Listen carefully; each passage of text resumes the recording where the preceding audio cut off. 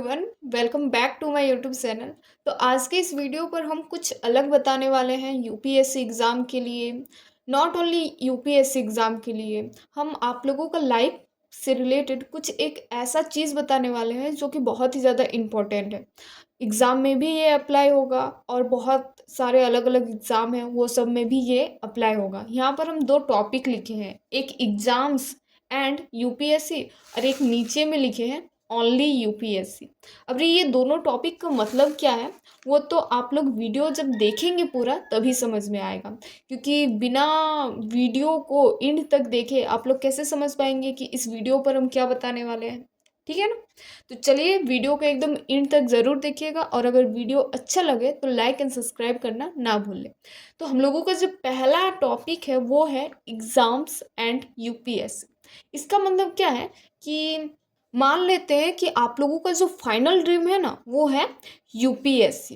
क्या है? Final dream है यूपीएससी। एग्ज़ाम को क्लियर करने से पहले आप लोगों को प्रिपरेशन करना पड़ेगा। प्रिपरेशन के दरमियान ही ना आप लोग यूपीएससी का एग्ज़ाम निकालोगे। तो प्रिपरेशन करते गए एंड फाइनली आप लोग यूपीएससी एग्ज़ाम तक पहुंच गए। अब हम यहाँ पर लिखे हैं एग्ज़ाम्स, मतलब कि यूपीएससी का प्रिपरेशन तो बहुत सारे स्टूडेंट करते हैं, लेकिन बहुत सारे स्टूडेंट ऐसे भी होते हैं जो कि ना अलग अलग एग्ज़ाम देते रहते हैं। जैसे कि हो गया रेलवे का एग्ज़ाम हो गया, ग्रुप डी का एग्ज़ाम हो गया, फिर नेवी का एग्ज़ाम हो गया, एयरफोर्स का एग्ज़ाम हो गया। ऐसे सारी चीज़ें, बहुत सारी एग्ज़ाम आप लोगों का प्रिपरेशन के दरमियान आते जाएगा। तो बहुत सारे स्टूडेंट क्या करते हैं कि यूपीएससी तो उन लोगों का फाइनल ड्रीम है, लेकिन साथ ही साथ ना ये जो छोटा मोटा एग्ज़ाम सब भी है ना ये भी देते जाते हैं। इसीलिए हम यहाँ पर लिखे हैं एग्ज़ाम्स एंड यूपीएससी। एग्ज़ाम का मतलब कि हम लोग ये अलग अलग एग्ज़ाम के बारे में डिस्कशन कर रहे हैं, और यूपीएससी का मतलब जो आपका फाइनल ड्रीम है, जो आपका फाइनल एग्ज़ाम है उसका बारे में डिस्कशन कर रहे हैं। और यहाँ पर हम ओनली यूपीएससी लिखे हैं, इसका मतलब क्या है अभी आप लोगों को नहीं समझ में आ रहा है, आई नो, बट आप लोगों को ना ये वीडियो का एंड तक एकदम सब क्लियर समझ में आ जाएगा। तो आप लोग वीडियो को एंड तक एकदम ध्यान से ज़रूर देखिए। यहाँ पर हम लिखे हैं ओनली यूपीएससी। ओनली यूपीएससी का मतलब क्या है कि आपका जो ड्रीम है ना यूपीएससी वो आपका फाइनल ड्रीम है, और आप प्रिपरेशन के दरमियान ओनली सिर्फ यूपीएससी का ही एग्ज़ाम दोगे। इसके बीच में चाहे कोई भी एग्ज़ाम आ रहा है आपको उससे कोई भी मतलब नहीं है। आप खाली यूपीएससी एग्ज़ाम का प्रिपरेशन कर रहे हो और वही एग्ज़ाम देने वाले हो। तो ये दोनों में डिफरेंस क्या है, एग्ज़ाम एंड यूपीएससी और ओनली यूपीएससी। एडवांटेज भी कुछ कुछ है और डिसएडवांटेज भी कुछ कुछ है। मतलब कि अगर कोई भी स्टूडेंट ये रास्ता को अपनाता है ना तो उसका भी एडवांटेज है और डिसएडवांटेज भी है। अब अगर कोई स्टूडेंट ये रास्ता को अपनाता है तो उसका भी कुछ एडवांटेज है और डिसएडवांटेज भी है। क्या क्या अब एडवांटेज है डिसएडवांटेज है इसके बारे में हम लोग बात करते हैं। अब पहला में हम लिखे हैं एग्ज़ाम्स एंड यूपीएससी। अब कोई स्टूडेंट ना डायरेक्टली प्रिपरेशन करके यूपीएससी के एग्ज़ाम में बैठ जाएगा ना तो वो ना मतलब क्या बोलते हैं कुछ दिमाग काम नहीं करता है। एक बाइगे अगर आप लोग बड़ा एग्ज़ाम में जाकर बैठ जाओगे, आप लोगों का एक्सपीरियंस नहीं रहेगा, आप लोगों का समझ में नहीं आएगा कि किस तरह से लिखा जाता है, कैसे एग्ज़ाम दिया जाता है, बड़ा बड़ा एग्ज़ाम को कैसे फेस किया जाता है, तो आप लोगों का माइंड ना उस टाइम काम नहीं करेगा।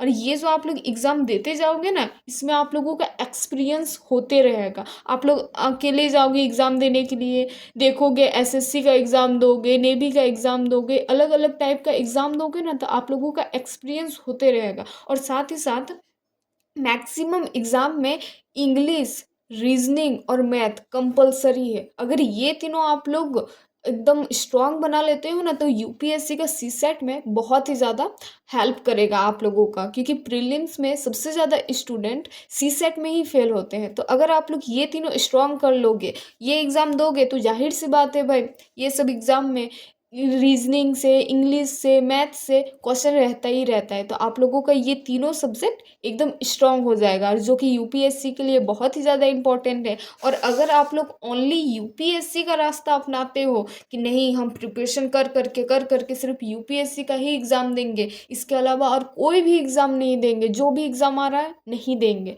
तो इसमें आप लोगों का एक्सपीरियंस भी थोड़ा सा कम रहेगा। साथ ही साथ आप लोगों को क्या बोलते हैं कि दिमाग भी नहीं काम करेगा। आप लोगों का जो रीजनिंग है, मैथ्स है, फिर इंग्लिश है, वो आप लोगों को पता भी नहीं चल पाएगा कि मेरा कितना ज़्यादा स्ट्रांग है और हम कितना ज़्यादा वीक है। ये जो आप लोग एग्ज़ाम को फेस करोगे ना, छोटा मोटा एग्ज़ाम सबको, इसमें आप लोगों का ना अंदर में कितना ज़्यादा ये सब सब्जेक्ट स्ट्रांग है ये पता चल जाएगा।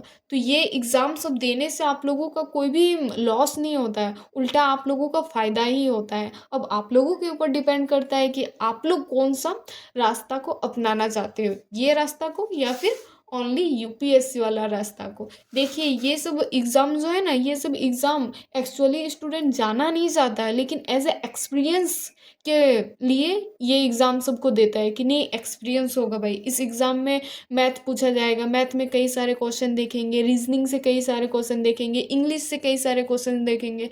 भले ही सिलेक्शन हुआ नहीं हुआ कोनो फ़र्क नहीं पड़ता है, लेकिन एक्सपीरियंस तो होगा ना भाई। तो हमको ना सबसे ज़्यादा बेस्ट यही रास्ता लगता है कि आप लोग ये सब जॉब में जाओ छड़े ना जाओ, लेकिन एग्ज़ाम दे दो। उसमें आप लोगों का जो क्वेश्चन का कलेक्शन है ना वो बहुत ही ज़्यादा हो जाएगा, और साथ ही साथ ये भी पता चल जाएगा कि हम लोगों का इंग्लिश, फिर जैसे ग्रामर वगैरह, मैथ, फिर रीजनिंग कितना ज़्यादा स्ट्रांग है। आया बात समझ में?